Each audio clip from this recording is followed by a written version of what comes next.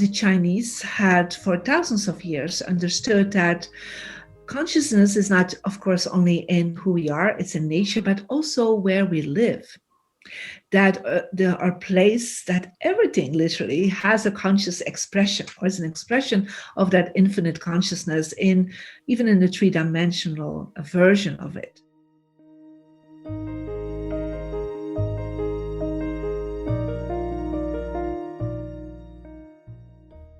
Welcome to Letting Go and the Greatest Secret, where we explore the end of your suffering and the beginning of lasting happiness. I'm Hale Dwoskin, and today we'll be talking with Marie Diamond, who is featured along with me in Rhonda Byrne's movie and book, The Secret. Marie Diamond is an acclaimed author, teacher, and speaker.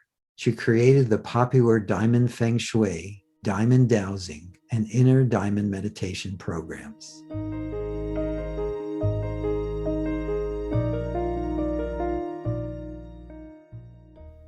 How have you been living the greatest secret?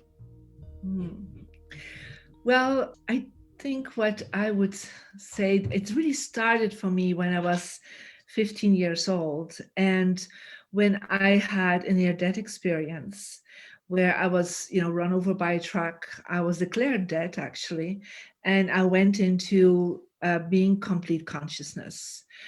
And so when I got revived and I got back into the three-dimensional world, I first of all was quite disappointed, to be honest, when I was like feeling the sheets of my hospital bed, and there was like lights far away, and I thought like, oh, perhaps I'm still there. It's like, but I wasn't. I was like, okay. So from that moment on, I would say I was definitely aware that there was an experience of consciousness that I had access to, right? Mm-hmm. And that for me, it was like, okay, how can I connect in again with that full consciousness that I had experienced at that time? And I was very lucky. I had a spiritual teacher already at that time. And so I was like, okay, just show me how to get there right away, how to get back in that awareness, right? And he's like, well, the thing is, to get from that three-dimensional experience back into that full consciousness, he said, you need to really align yourself. Yeah, align yourself again between the human consciousness you have and that infinite consciousness that is all the time. And so you need to align yourself. So I really went very much into meditation and learning how to create a meditation connection with that infinite consciousness. But also there was this awakening that everything is that consciousness. Everything belongs to it or expresses it, or the way you or defines it. And so I became really aware of that everything that I'm connected with, if that's human beings, nature, that this was part of that vibrational field. So being aware of that, was for me already living it. Yeah. And then when I was like 26, I had another experience where this time I didn't have to go through a near-death experience. That's a relief. Knocked out, and going through suffering, but just going through in a very deep state of myself in my being, and really connected in with that infinite consciousness. And in the experience I had, and the experience lasted for several hours, I was like, I could see that it was like I became the infinite consciousness. And then I saw the infinite consciousness creating everything. And I saw the Milky Ways being created, but I was the Milky Way. I saw the stars being created. I was the stars. I saw the planets being created. I was the planets.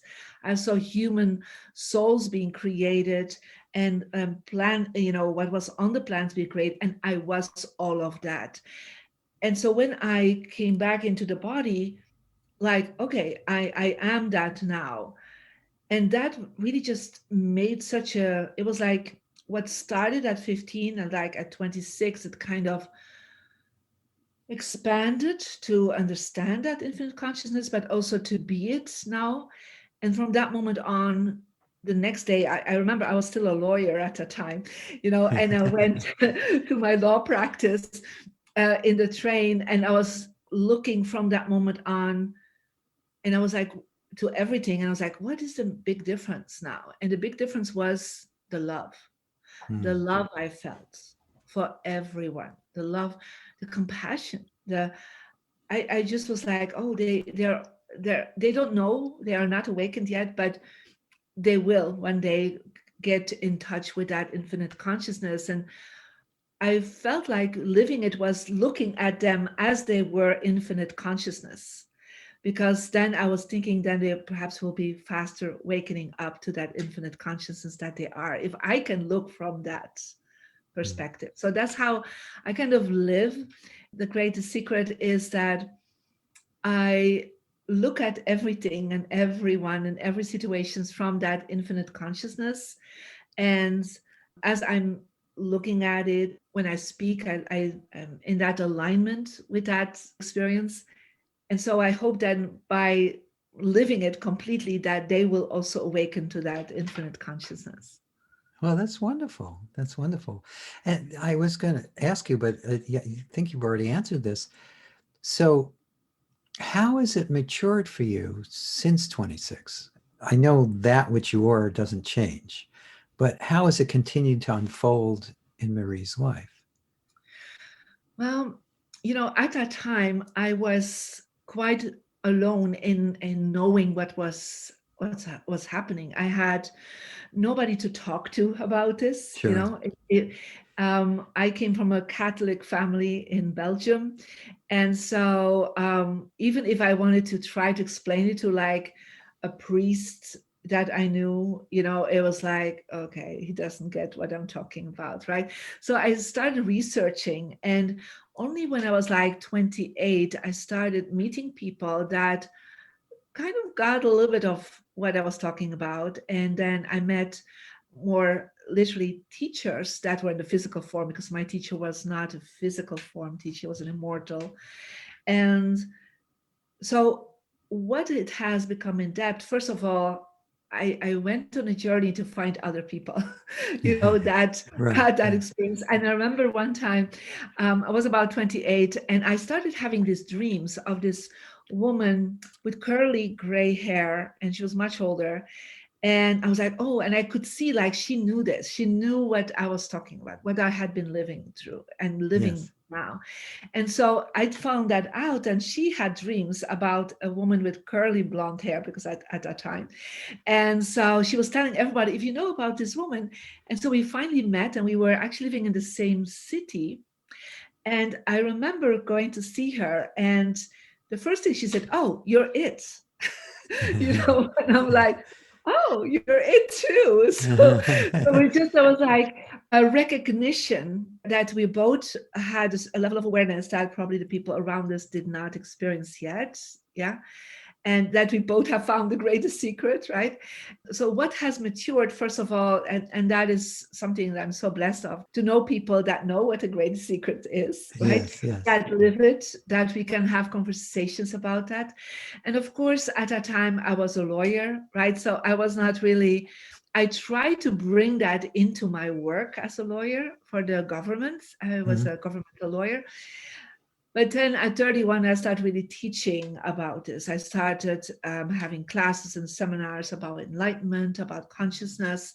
So at the beginning, people started connecting with it, but I could see how they were still going on a journey to go there deeper into themselves. And I started looking for solutions to get them closer in that alignment and reconnecting with that consciousness. And so the maturing of it is that, first of all, now I have a lot of friends that have that experience. And I have a lot of students that I can share this with. And I can now, like as a lawyer, it was like I was living it, but I couldn't share it. Right. Yeah. Well, now I'm living it and sharing it. And this is now my constant expression of being able to share it. So that's how I matured in it. Yeah. That's great. That's wonderful. So, How has the world changed in relationship to this between when you were young and now? Well, if I think about it, that I was like 28 before I could meet anyone that had a similar experience, right? And now that we have access to, first of all, a lot of teachers that can share about this, right? Even in The Greatest Secret, it's like, there's so many wonderful teachers that are having teachings about this, share about this information, have books about it. I mean, at a time, that was not really available, right? There were not even really a lot of books about it. Definitely not where I lived in my country. So that's one thing, is that now information about it is available, on YouTube channels, literally in seminars, in books, and in literally even on TikTok they speak about it. I Right. mean, right? So it's like on all these channels, and so it means that I believe that each time somebody gets conscious about the greatest secret and is aware of who they are, what that vibration is of consciousness, I always feel that each time somebody awakes to that, there's like this exponential reaction in the world. And the exponential reaction is that more people, because of that, will awaken. So it's like, that's why I love to have this background. It's like, it's on a tree. It's like this little blossom opens up, right? And before you know it, the whole tree is blossoming with the most gorgeous flowers, right? And that's exactly what I feel is happening now. It's like when I knew this information when I was 26, and we are literally now 32 years later, right? Is there was like a little blossom here and there, right? And the people didn't even always know about each other. They could feel probably that consciousness that it was present somewhere, but they did not really have a connection in such a way. Perhaps more in California for sure, right? But in Europe at that time, that was like, if there was a teacher and there were a few students around them, that was really considered. There are, because it's so different than the Catholic background that in Europe exists, that was immediately considered you an occult. Yeah, if somebody Yes. was guilty with consciousness. Yeah. So I'm not comparing it with California, but in Europe, that was definitely like this. But right now, it's like there's everywhere. The flowers are everywhere. It's everywhere blossoming. And, celebrities talk about it. They post about it. They do interviews about it. They're okay to share that they are doing meditation, that they're aligning themselves with that energy field. So right now, it's like, it's not yet over the threshold of completely integrated in society, but I would say we are almost over the bridge. Yeah. That's good So news. I really feel that we're almost over that bridge. Of course, especially what has happened the last year with the pandemic, is people were kind of pushed inside themselves, right? Because all the energy from outside was kind of dropping away because they couldn't go shopping like they wanted. They couldn't see the people. They couldn't go partying. They couldn't go traveling. So the distractions, yeah, were kind of taken away. And so people were like, okay, I need to go and listen to myself. I need to find out, who am I? What am I here for? What is this? What is this vibration? What is this consciousness? And I really believe it's a great gift, yeah, for many people. It's not been easy for everyone, but it's been a great gift for many people to kind of become conscious about themselves and the world and their body and their mind and their spirit.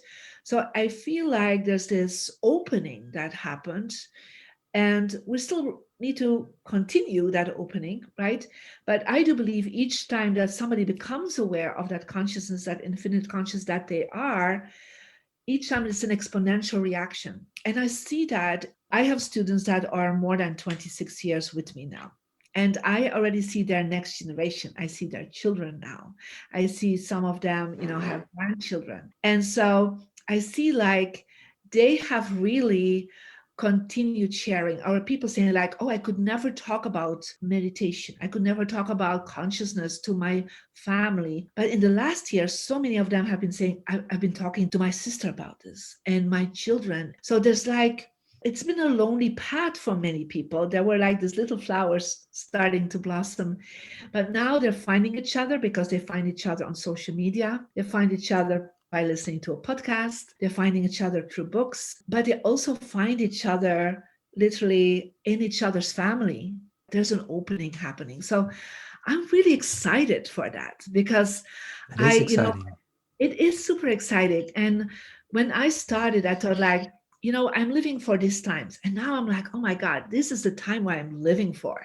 This is the time where this greatest secret is finally going to be revealed to more millions and perhaps hopefully billions of people in the world.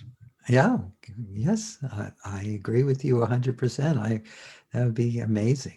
Actually, it does feel like it's happening. So we'll see how quickly it unfolds. So what would you recommend to people who have either had a taste of this or are wanting to taste it? What do you recommend people explore to support them in this?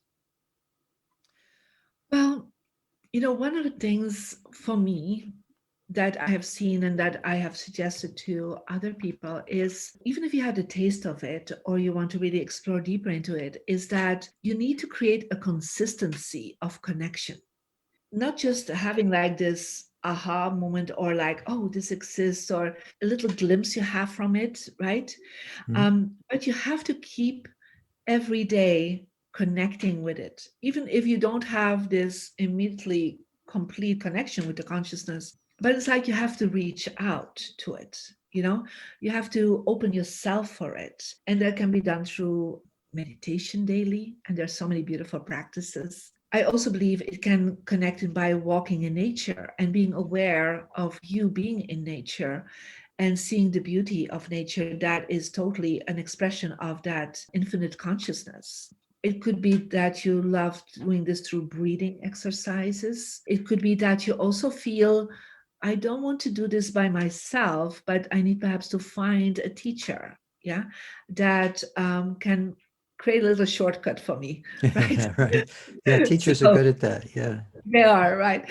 And they're, I think we are in such a blessed time because, there's so many teachers, and the teachers will only keep growing, I believe. Yeah. Yes. Because there are more and more people awakening. And that once you had that awakening, once you really had a taste of it, and not just a taste, but you integrated it into your Yes. life. Yeah, because the taste is one thing, but integrating it. Yeah.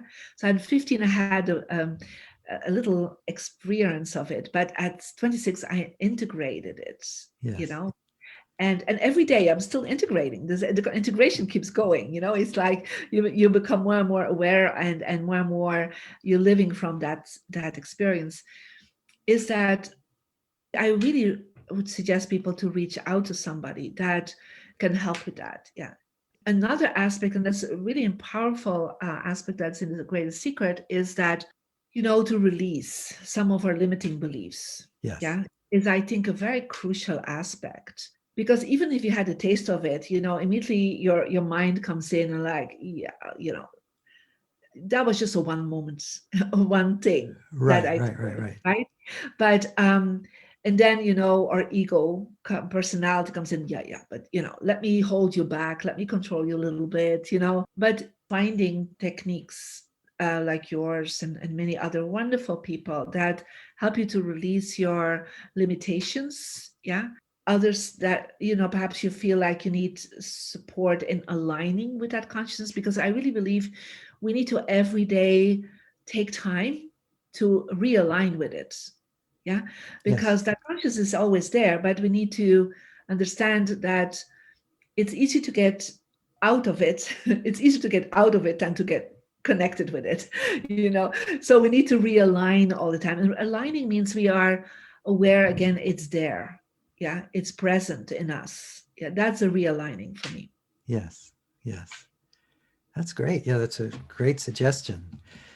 And you mentioned things that not everyone would think of. Like, Well, I know some teachers talk about this, but even things like going into nature for most people is a wonderful reminder. And it really doesn't matter whether they've even had a first taste or not. There's something about the naturalness of nature that tends to quiet the mind and make you at least more available to that realignment. And I suggest that many times to people, especially when somebody like in the family had already that glimpse and they want to kind of open their family towards that consciousness, that I would say to them, just go on family outings, go and walk together in silence and point out how beautiful this tree is and try to hug that tree and feel that tree. And even if they're thinking that's kind of weird, but still they will do it, or point out to these beautiful birds that are singing, or just pointing out to that, it actually opens their ability to be aware of something that is outside of their own mind. Yeah. And it's so helpful for a lot of people to do that. And I think people do that sometimes out of themselves already, you Yes, know, definitely. Yeah. right? So, but if you just can add a little bit more to it, and point out more, or say, oh, let's just sit here and just enjoy and just be present in the beauty of this place. Yeah. Because ultimately, if we are present in that consciousness, in this space around us, then that consciousness can totally, unfold in us. And we can start with being in nature. If people are not ready for a teacher, ready or for meditation, or ready for clearing their limiting beliefs, at least that is a beautiful way to do this. Yeah, it's a wonderful stepping stone. And Yeah. besides which, nature is amazing just to be in, period. Yeah. And you live in a beautiful place, anyhow, in Yeah, yeah. Sedona. Well, Well, actually, I now live in Bellingham, Washington.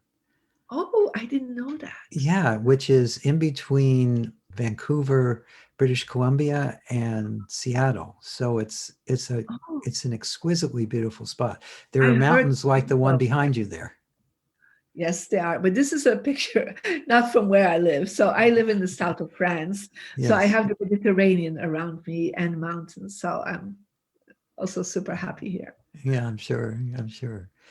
So, one of the things that people associate you with is Feng Shui, because I know you've been studying that for a very long time too, and teaching about it and helping people with it. How did you get into Feng Shui? And also, how does that fit in with this whole unfoldment?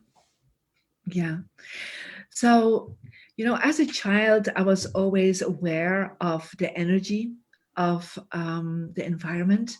I mean, I'm a seer, so I could see the energy, how people reacted differently, how their chakras, their aura fields would be different from one place to another. I was always observing that. And it's only after my near-death experience at 15 that I actually asked my spiritual teacher, why did that all happen? I understand I needed to go through this because I needed to connect in with that consciousness again. But, you know, tell me, and he started sharing with me about feng shui, and that the Chinese had for thousands of years understood that consciousness is not, of course, only in who we are, it's in nature, but also where we live. That there are places that everything literally has a conscious expression, or is an expression of that infinite consciousness, in even in the three-dimensional version of it. And so I started understanding I needed to be more taking attention to what the environment was for me. So I changed rooms, and even if I already knew how to meditate, suddenly my life really shifted in a more pleasant way, Mhm. and things that didn't, I had really hard time with, were like easier and more effortless. And so I started really practicing the basic things I knew till I was about 31. And I started really like, I needed to know more about this environment. And in my own language, some books about feng shui came out. And before I knew it, I was actually studying within a year with grandmasters. Like you have grandmasters in Kung Fu or Tai Chi, you have grandmasters in feng shui. Yes. And So I started really understanding something very clear, and it's something that my grandmaster told me. And my grandmaster, who was somebody who really had access also to that infinite consciousness, he was that. And he said there are actually three ways to align yourself or support that infinite consciousness. And the first part is through the spiritual journey, right? The spiritual part to connect consciously with that awareness through meditation, through prayer, but also through clearing karma. Yeah, to clearing anything that is blocking you, not from this life only, but also from previous lifetimes. He said that's what we call your spiritual alignment. A second part is what we would call the human alignment. And the Chinese called alignment the word luck, but actually it's Right. about alignment. Yeah. Yeah. And he said, like, you can also connect better with that infinite consciousness in knowing, how your mindset is and how limiting your mindset is, and clearing that limiting mindset so that you are more and more having unlimited thoughts and unlimited beliefs.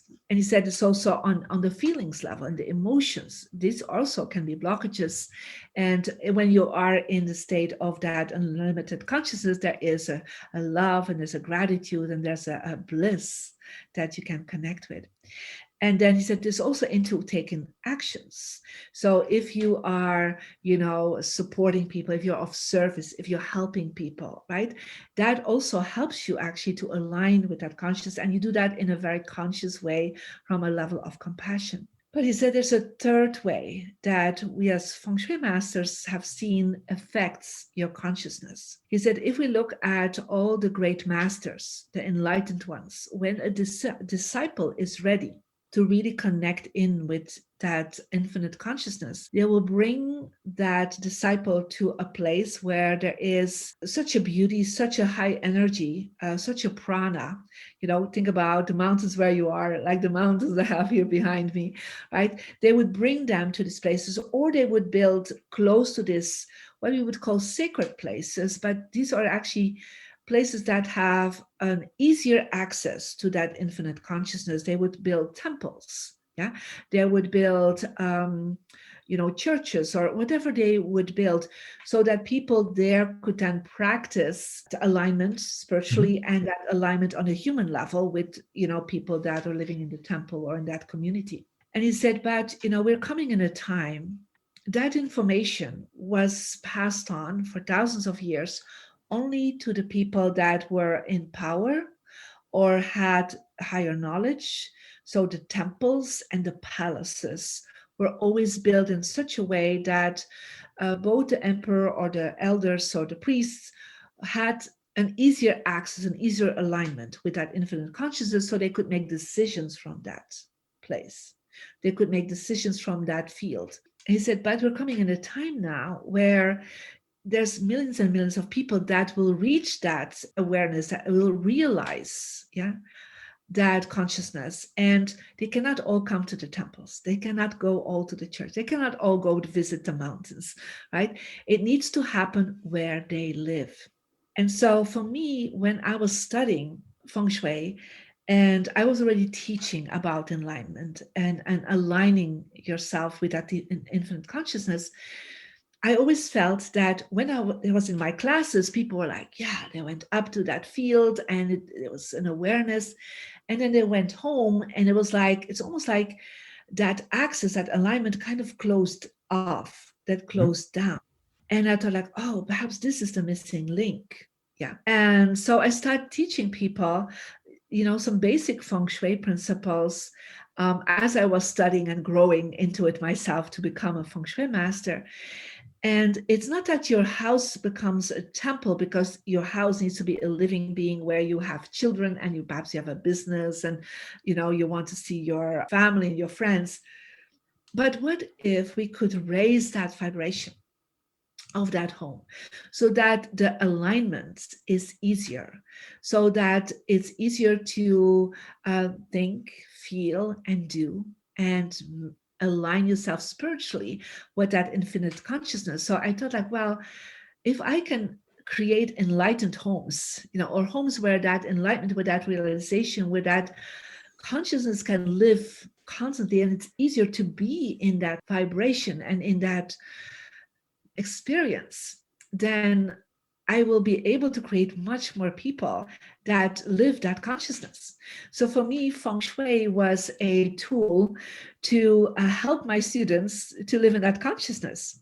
Yeah.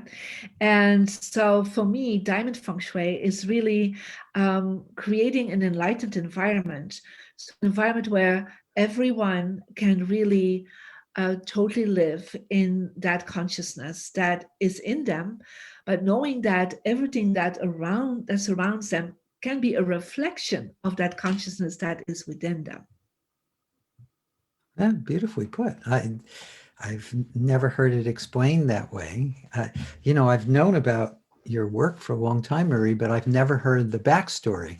It's an amazing backstory, and it makes me even more enthusiastic about what you do. It's great. Okay.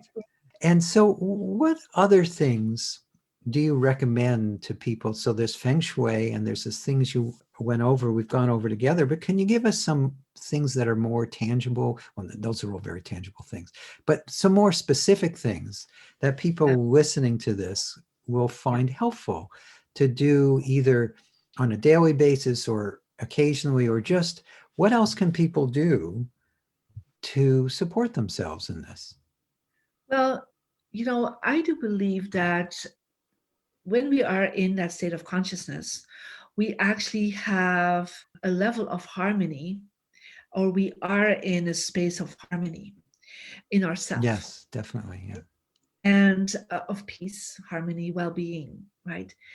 And one of the things people can do, as I believe that consciousness reflects itself in the outside world, I also see through Feng Shui that when we are changing the outside world, that it will be opening up ourselves easier to create that space of harmony.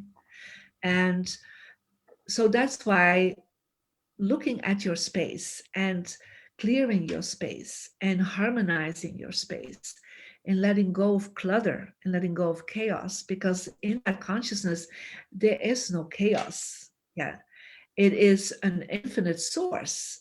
But what if your home could be supporting you in doing that? And so one of the first steps I always say to people, become aware of your space. Yeah. Because it's in that space that you live that you will experience that consciousness. Yeah. So a very practical thing is to let go of things around you. I mean, everything can be a source of energy, but it can also be a blockage of energy. Like, the mindset can have create limiting beliefs, but to be honest, your home can actually create limitation too, because of so much things that are there, or clutter or chaos that you have created around you. I always say to people, like, I don't know if some of you have ever been to an Indian temple or a Tibetan temple. One of the first things the monks have to do in the morning is to clean up. Right. They have to clean up the dust. They have to make sure everything has its space. When they have eaten something, they are washing it, they're putting it away, their little bowl of rice. It's not all over the world, all over the place. There is an order, right? And so everything can support you or can block you. And so the more space you create around you, the more your consciousness can actually reveal itself. Yeah. So that is why space clearing and decluttering is one of always the first steps I'm encouraging people to do, and to be aware also of their life, and like, what do you allow in that space? Yeah. What are the images you have around you? Perhaps it's your television that's always on and listening all the time in the background to news. Yeah. Perhaps it's all the time there is, you're looking at channels that have a lot of crime series on, right? So or there's the music all the time on. And it's like we have all this, I would say, not just space, but also experiences that we have around us, noise, literally, Right. that we we are not able to even connect in with that consciousness because these are limiting aspects of ourself. Yeah, limiting um, our access. Yeah, because it's there all the time. So I want you to look at what is the physical noise you create, literally noise in the sense of what is around you, right? But also the audio noise that you have around you.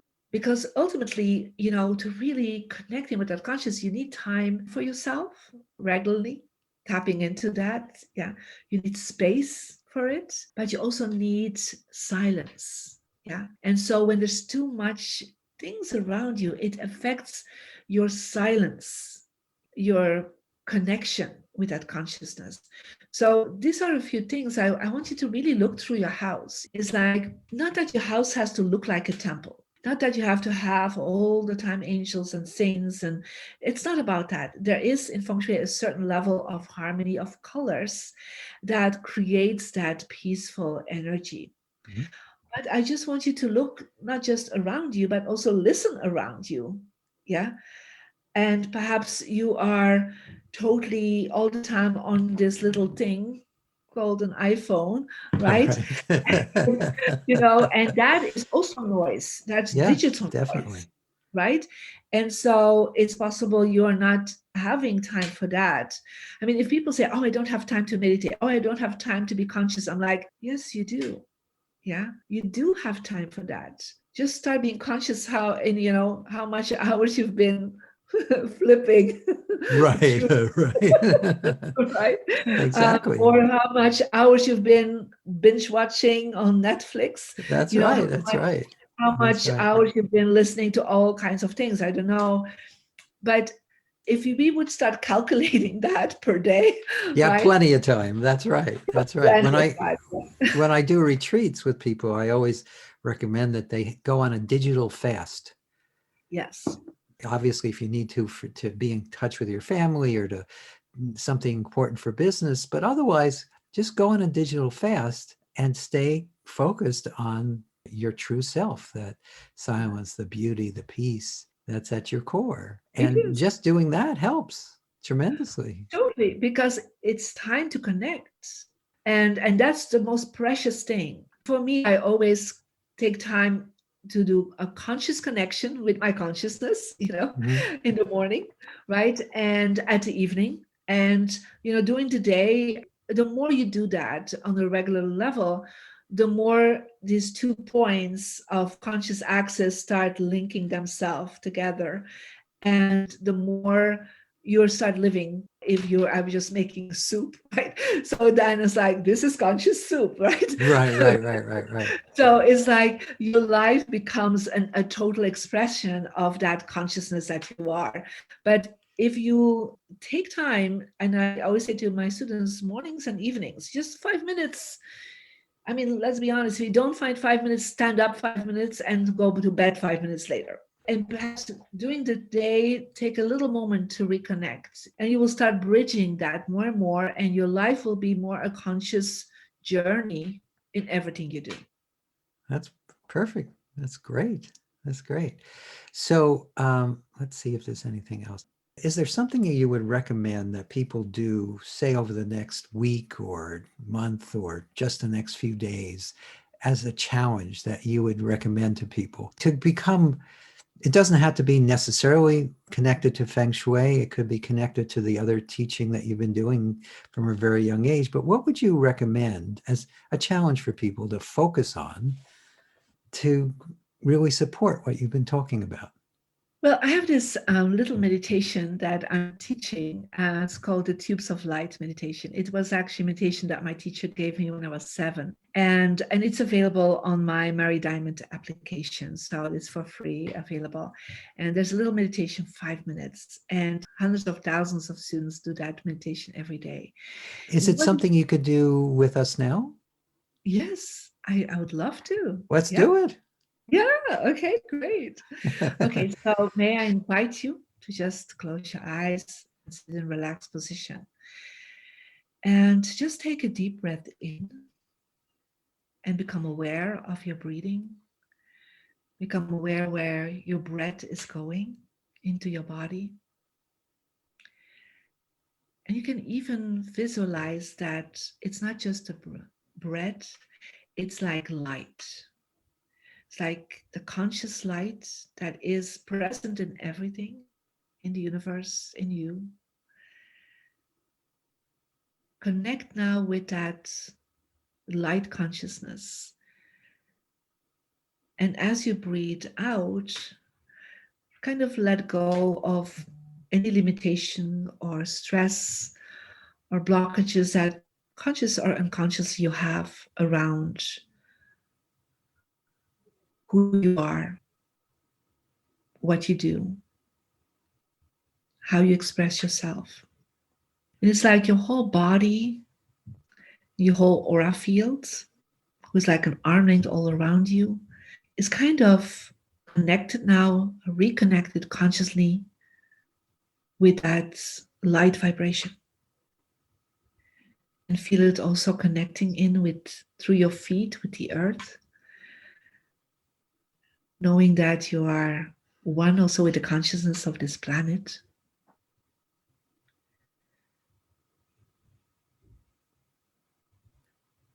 And then visualize the color royal blue. The color royal blue in the quantum field stands for the power of your consciousness, the creative expression that your consciousness has through you, through everything. And so we visualize that royal blue vibration to be around us and under us, so that we, from who you are now consciously connected with the power that is in everything, that conscious power.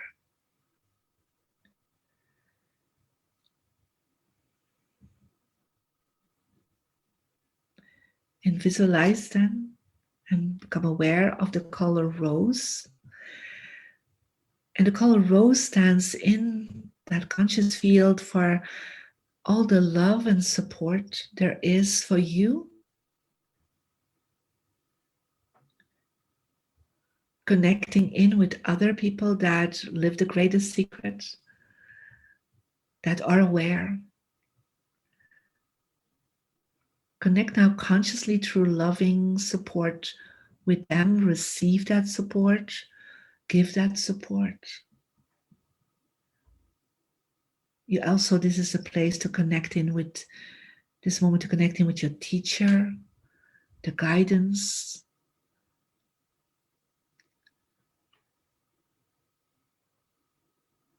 all the enlightened beings over time and space, present now in your life or in the future. Accept now that loving support on your journey to totally awaken and realize that consciousness.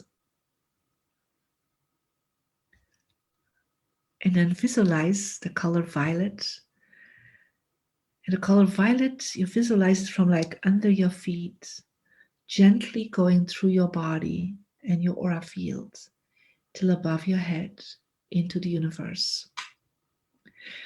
And the violet is a frequency to help you clear any limiting beliefs, limiting judgments you have about yourself, you have about consciousness, you have about others. And the violet stands for the forgiveness, the letting go of your conscious and subconscious blockages towards the conscious presence in yourself. And take a deep breath in and just let this go gently.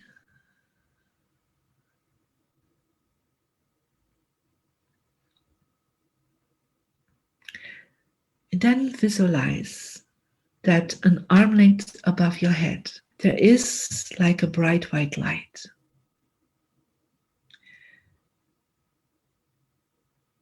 And in that connection with that bright white light, you are above your limitations of your physical body, of your mental body, your emotions. You're connecting in with your awareness of your life, of the world.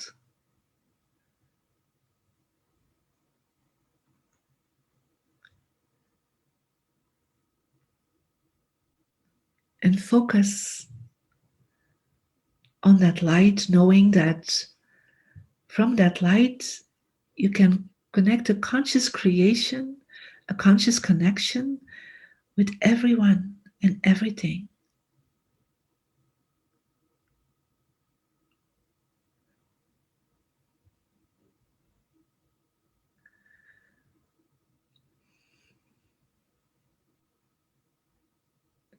Feel from that point the oneness. There is no limitation in the oneness experience. It's just paying attention to it, connecting it. Now you're ready to live from that consciousness in your daily life.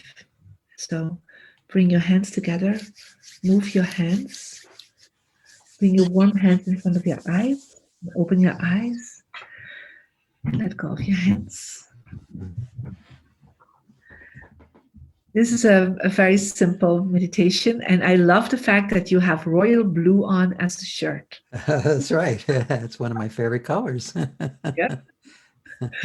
So this is a meditation to just help you align, to accept the power of the consciousness that is there too, but also to already connect in with the people that are aware out there or that are supporting you, your teachers, anyone that is on your journey, but also to let go through forgiveness because of all the limitations and the judgments that we have, conscious, subconscious, from past lifetimes, whatever it is that we're holding back. And connecting with the top of that magical hat almost. It's like you imagine this like a hat. We see that in many of the traditions, if that's Egyptian traditions, Tibetan, Native Americans, the Druids, the ones, the priests that were aware of consciousness, they always were wearing a higher hat. Yeah. Even the bishops, they were wearing the higher hat, the fairies. And so there is a point there. And when people connect there, it's like they don't fall so back easy in the ego consciousness. Yeah. The ego awareness that kind of controls them. It's like with a lighthouse, you're like on the top of the lighthouse. So even if there's fog, even if there is, chaos from the rolling waves coming in, you're staying above it and you stay in that conscious focus. Yeah. So that's what the tubes of lights are. So I invite you to explore, to do this as a challenge every day in the morning. Oh, great. What a good suggestion. Thank you. I'm sure that's really going to help people. Yeah. So what a beautiful way to end our time together. I really enjoyed it. I'm sure everyone who's been listening to this really enjoyed it. It's something people can go back to and listen over and over again and practice in their lives. So wonderful, Marie.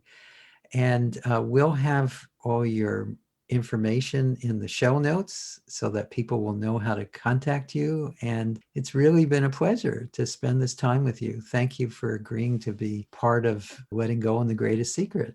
Thank you so much, Hale. It was a wonderful experience. And, even if we can't see each other in person, we had this wonderful moment together. Yes. And, thank you. Thank you. Thank you.